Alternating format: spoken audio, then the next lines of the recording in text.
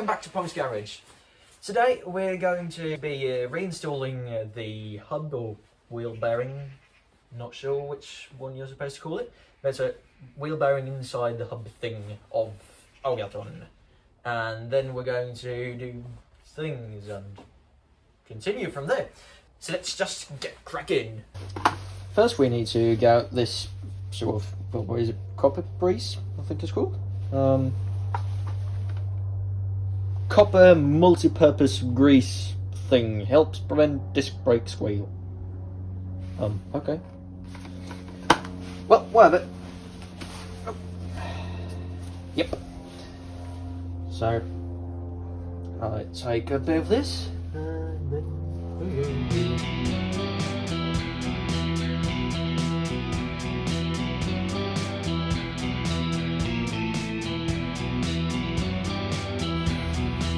Go. Leave my brake thing alone. Come on. Leave my brake thing. Lots of dirt and stuff. Yeah. And on we go. Oh. Here we are. Bugger. Getting grease all over. Where there's not supposed to be any grease.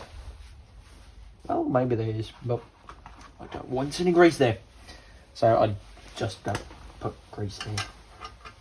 Because I don't want it. Because it's not needed. The reason why I'm putting copper grease paste, what it's called, on these bolts is to prevent them from rusting. And when they rust, they get really difficult to get out, and I can't be bothered with using bolt extractors and whatnot to get them out if they rust in. Oh yes! Whoa! No!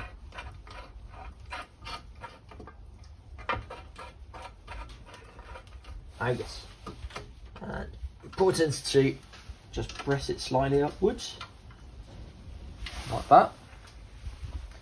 And then I take my high-tech piece of equipment, tighten them. Yeah, that's about right. That's good. And then this is a bit of a special one I've got, because the bolts that was in there, that snapped, and I wasn't able to get out using these friends here, these bolt extractor things. So instead I drilled through it, and I do know that you can put one of these helicoil things in there, but I don't have a helicoil thing at the moment, so this is what I'll do instead. That's too short. And then bit of that.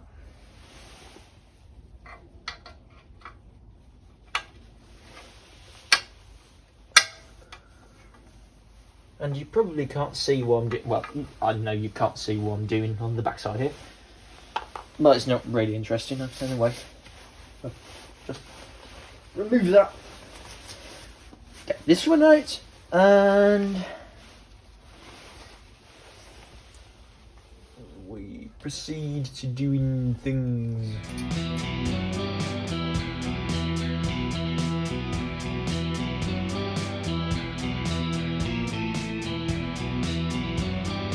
Manual labour has been done. Good.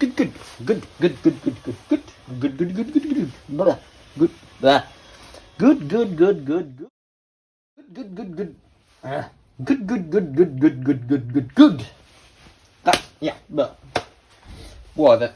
Super long-term grease. This grease has some lithium in it. And this one is a bit tricky to get in. It needs to be in a special way. And it doesn't always want to become that. Oh! There we go. Right, we're back in business. Which means I need to get a glove on. Right. I'll just get some extra grease in here. Is the gigantic nut that locks this in place. It's 35.6 millimeters. It's really some kind of inch, I think. But 36 millimeter is good enough.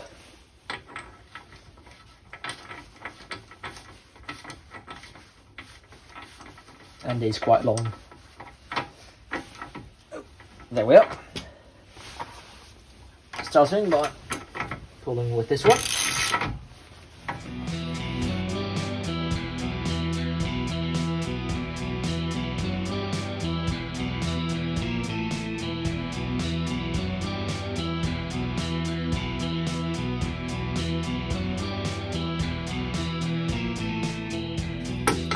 And since I haven't got one of these torque things, this is what I do. Put this extended thing here, and then simply stand on it. Sorry.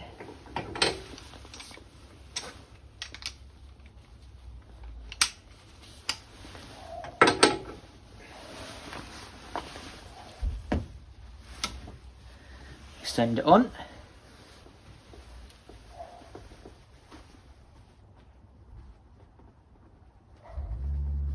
Yep.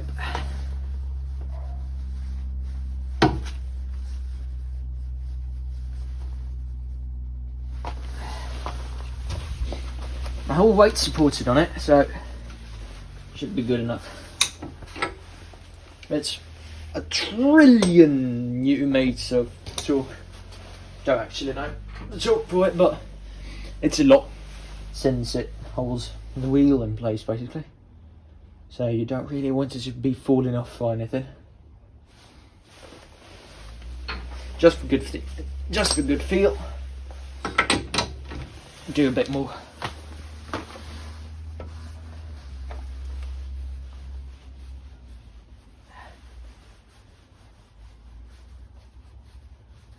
Yep, that is definitely in place.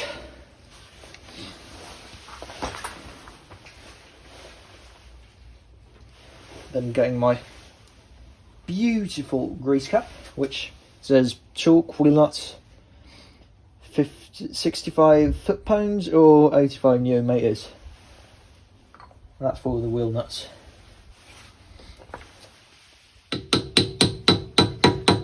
There we are. Spins freely. Oh yeah. Whew. That's the hub wheel bearing thing done. Alright, on to the next part. I hope you enjoyed this video, and if you did, please like the video and subscribe to the channel so you get more videos in the future of me doing things with questionable techniques, sort of.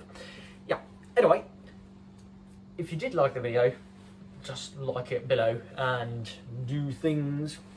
The job itself, it's quite easy. It takes just 10 or 15 minutes. You just get the brake shield thingy on and tighten up the bolts. That takes about 2-3 minutes.